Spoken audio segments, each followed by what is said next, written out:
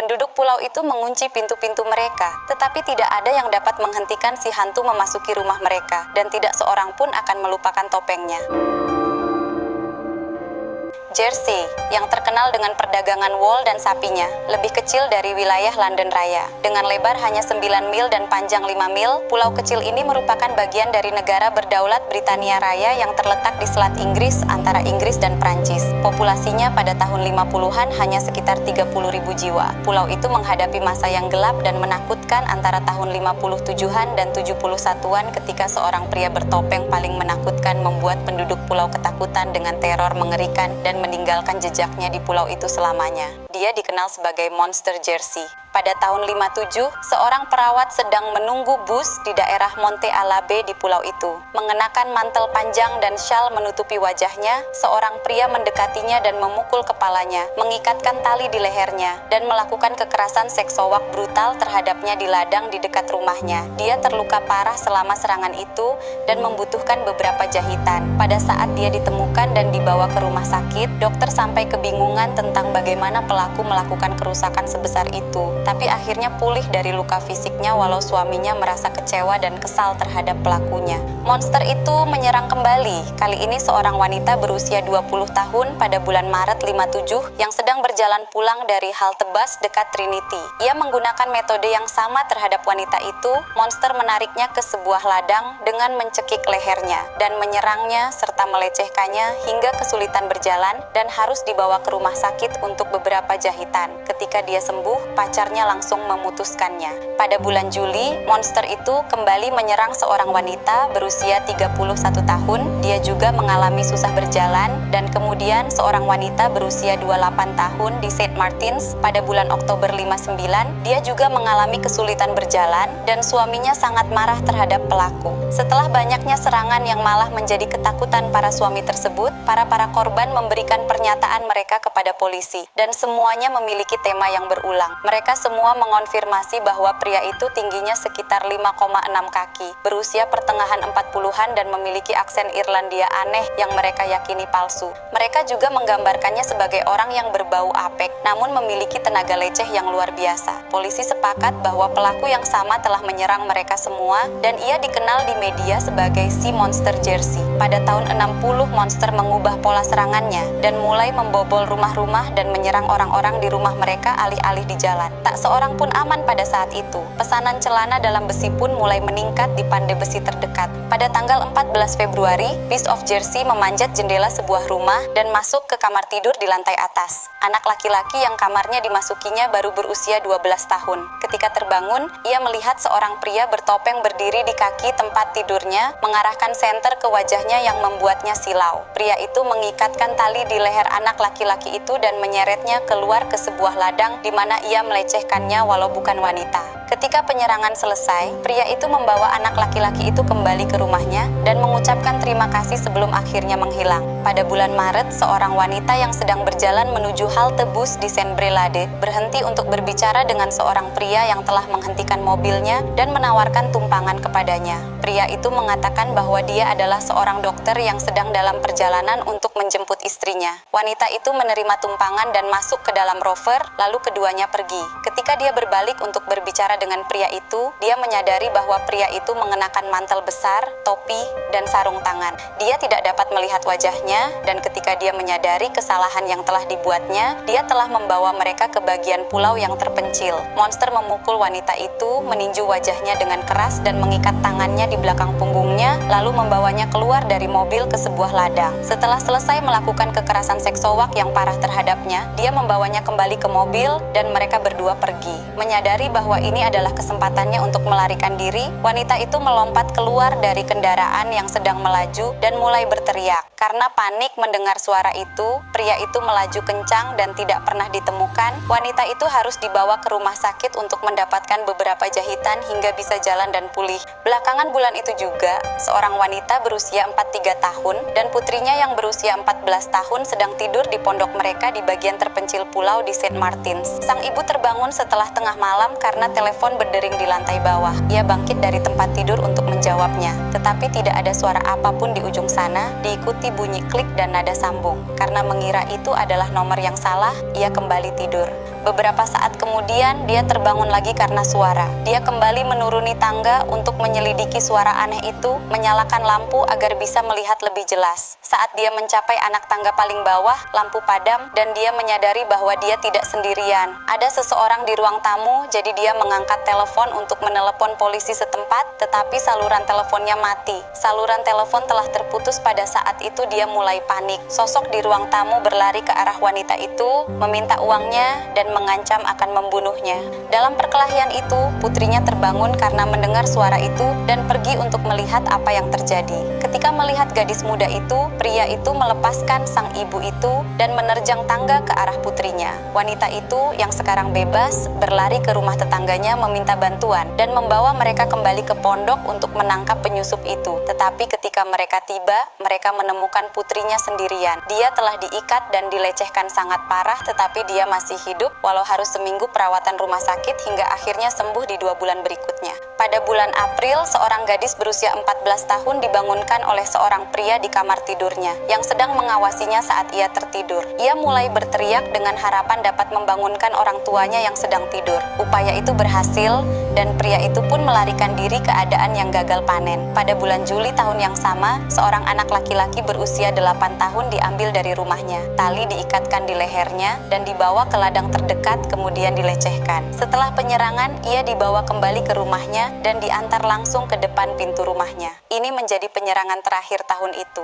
Para penyelidik menyadari bahwa Beast of Jersey pastilah penduduk pulau tersebut karena seringnya serangan. Mereka mulai mewawancarai setiap pria yang memiliki catatan kriminal, tetapi tidak ada satupun dari mereka yang sesuai dengan deskripsi yang dibuat oleh para korban. Petugas juga meminta sidik jari dari semua pria dewasa di pulau tersebut. Mereka berhak menolak dan 13 dari mereka melakukannya. Salah satunya adalah pria bertopeng. Polisi Jersey menangkap Alphonse Legastelua atas serangan dan pelecehan brutal tersebut. Ia dikenal sebagai nelayan aneh yang tinggal di pulau tersebut. Polisi hanya mencari-cari alasan dan setiap karakter eksentrik perlu diselidiki. Ia dibebaskan setelah 14 jam diinterogasi karena kurangnya bukti, tetapi kerusakan telah terjadi. Namanya telah diberikan kepada pers dan fotonya tersebar di seluruh berita lokal. Akibatnya warga sangat geram. Setelah masa yang marah membakar rumahnya, Legastelua terpaksa mengungsi ke Ekrehus, sekelompok pulau di timur laut Jersey. Ia meninggal pada bulan Juni 2012 pada usia 97 tahun. Pada bulan Februari 61, serangan dimulai lagi. Namun, kali ini pola serangan Beast of Jersey berubah dan alih-alih menyerang generasi yang berbeda, ia hanya menargetkan remaja dan pada bulan April, 3 remaja tanggung telah diambil dari rumah mereka dan dilecehkan brutal. Lagi-lagi rumah sakit menjadi konsumen dari monster tersebut. Pada saat itu, polisi setempat sudah tidak tahu harus berbuat apa lagi. Mereka hanya bisa gigit jari dan membawa istri-istri mereka ke tempat yang aman. Mereka pun memanggil Scotland Yard untuk membantu penyelidikan. Scotland Yard memberitahu warga bahwa mereka perlu mulai saling menjaga dan membentuk ronda keliling untuk menjaga keamanan satu sama lain. Mereka juga membuat profil penyerang berdasarkan deskripsi yang dibuat oleh para korban. Keheranan mereka juga muncul bagaimana mungkin seseorang sendirian membuat kerusakan yang begitu dalam, hingga dokter tukang jahit pun mulai berkembang. Deskripsi monster itu berusia 45-an tahun dan tinggi sekitar 5-6 kaki dengan perawakan sedang. Dia mengenal pulau itu dengan baik, terutama pantai timur. Dia berkumis tetapi menutupi wajahnya, baik dengan syal atau topeng selama penyerangan. Dia mengenakan mantel panjang dan gelap yang lembab, topi, dan sepasang sarung tangan. Dia memasuki rumah melalui jendela kamar tidur, menggunakan bulan sebagai cahaya, antara pukul 10 malam dan 3 pagi dan membawa kadang obor. Meskipun memiliki profil yang bagus, para penyelidik menemui jalan buntu demi jalan buntu dan akhirnya serangan tersebut berhenti selama beberapa tahun. Namun walaupun serangan berhenti, desas-desus tentang monster itu makin naik daun. Banyak para ibu rumah tangga senior yang malah penasaran tentang kekuatan yang dimilikinya. Namun diketahui, seiring terkenalnya kelakuan monster itu, ia kena mental ketika melecehkan beberapa ibu rumah tangga yang malah minta nambah. Hal ini membuatnya harkat dan martabatnya jatuh sebagai peleceh terkuat, hingga akhirnya menurunkan level untuk memilih korban yang masih ting-ting. 2 tahun kemudian, Pada bulan April 63, seorang anak laki-laki berusia 9 tahun menjadi target berikutnya dari pria bertopeng tersebut. Ia dibawa dari rumahnya ke sebuah ladang dengan tali di lehernya dan dilecehkan. Seperti sebelumnya dengan korban lainnya, ia dibawa pulang lagi setelah serangan tersebut dan mengucapkan terima kasih. Pada bulan November, hal serupa terjadi pada seorang anak laki-laki berusia 11 tahun. Pada tahun 64, selama bulan Juli dan Agustus, seorang anak perempuan berusia 10 tahun dan seorang anak laki-laki seusianya juga diserang di rumah mereka. Rumah sakit pun mulai panen. Selama 2 tahun berikutnya, Beast of Jersey tetap berada dalam bayang-bayang dan kehidupan berjalan seperti biasa. Para ibu rumah tangga tak pernah memakai pengaman lagi karena mereka tahu monster itu bukanlah pembunuh, melainkan hanya peleceh terkuat. Namun telah terbukti kekuatannya masih jauh di bawah ibu-ibu rumah tangga yang ternyata sukses membuat monster itu malu melakukan ke target lainnya. Akhirnya lingkungan sekitar mulai menenangkan diri mereka sendiri dan tampaknya serangan telah berakhir. Pada tahun 66, polisi menerima surat dari Beast of Jersey yang berbunyi, "Tuanku yang terhormat, saya rasa ini saat yang tepat untuk memberitahu Anda bahwa Anda hanya membuang-buang waktu, karena setiap kali saya melakukan apa yang selalu saya maksudkan dan ingat itu tidak akan berhenti di sini, tetapi saya akan bersikap adil kepada Anda dan memberi Anda kesempatan. Saya tidak pernah mendapatkan banyak hal dalam hidup ini, tetapi saya bermaksud untuk mendapatkan semua yang saya bisa sekarang. Saya selalu ingin melakukan kejahatan yang sempurna. Saya telah melakukan ini, tetapi kali ini biarkan bulan bersinar sangat terang di bulan September karena kali ini harus sempurna. Bukan 1 tetapi 2. Saya bukan orang gila, tetapi saya suka bermain dengan Anda semua. Anda akan mendengar kabar dari saya sebelum bulan September, dan saya akan memberi Anda semua petunjuk, hanya untuk melihat apakah Anda dapat menangkap saya. Hormat saya, tunggu dan lihat." Pada bulan Agustus, seorang gadis berusia 15 tahun diserang secara brutal di rumahnya, tetapi serangan kali ini berbeda. Tubuh gadis itu dipenuhi goresan panjang yang tersebar sempurna dalam garis-garis paralel, tapi luka jahitan yang harus ditangani dokter tetap sama. Setelah serangan ini, gadis itu susah mendapat pacar untuk beberapa tahun ke depan. Tidak ada insiden lagi selama 4 tahun, namun kemungkinan karena aksi para ibu rumah tangga yang sukarela membendung pelaku, maka dari itu tak ada laporan yang dilaporkan sebagai tindak kejahatan. Walau kadang rumah sakit sempat bingung dengan adanya beberapa orang bersalin tapi tak perlu mendapatkan jahitan. Pada bulan Agustus tahun 70, Beast kembali. Seorang anak laki-laki berusia 14 tahun terbangun dari tidurnya di rumahnya di Valley des Vaux dan mendapati wajahnya terkena senter. Sekali lagi, ia diserang seperti yang lain. Tetapi kali ini, ketika ia digiring kembali ke rumahnya, pria bertopeng itu berbicara kepadanya. Ia menyuruh anak laki-laki itu untuk tetap diam, karena jika tidak, seseorang akan menyakiti ibu dan ayahmu. Ketika orang tua anak laki-laki itu menemukannya, dia dalam keadaan kusut dan kesal, tetapi tidak mau bicara tentang apa yang telah terjadi padanya. Akhirnya, dia memberitahu mereka dan dibawa ke rumah sakit, di mana pemeriksaan menunjukkan bahwa dia juga memiliki goresan di tubuhnya yang telah menutupi gadis itu 4 tahun sebelumnya. Selain itu, anak laki-laki itu mengatakan kepada polisi bahwa pria itu memiliki rambut hitam runcing dan mengenakan topeng yang menakutkan. Pada tanggal 10 Juli tahun 70, 2 petugas berpatroli di sekitar pulau dalam patroli malam rutin mereka. Saat itu hampir tengah malam ketika mereka berhenti di lampu merah di distrik Saint Helier ketika sebuah mobil Morris menerobos lampu merah. Para petugas mengejar pengemudi yang berusaha mati-matian untuk menjauh dari mereka. Sayangnya, ia mengemudi di sisi jalan yang salah dan menaiki tanggul serta trotoar, tetapi akhirnya menabrak pagar tanaman dan akhirnya berhenti di ladang tomat. Ketika ia keluar dari mobil, ia mulai berlari, begitu pula para petugas yang mengejarnya. Ia akhirnya dijatuhkan ke tanah dan ditangkap. Dalam perjalanan ke markas polisi, petugas mencium bau apek yang berasal dari pria itu, dan ketika mereka akhirnya berada di bawah lampu strip terang di kantor polisi, mereka melihat penampakan pria itu untuk pertama kalinya. Dia mengenakan mantel panjang berwarna gelap dengan paku dan sekrup sepanjang 1 inci yang mencuat dari kerah, manset, dan bahu. Itulah yang membuat bekas pada gadis dan anak laki-laki itu. Ketika mereka mengosongkan saku pria itu,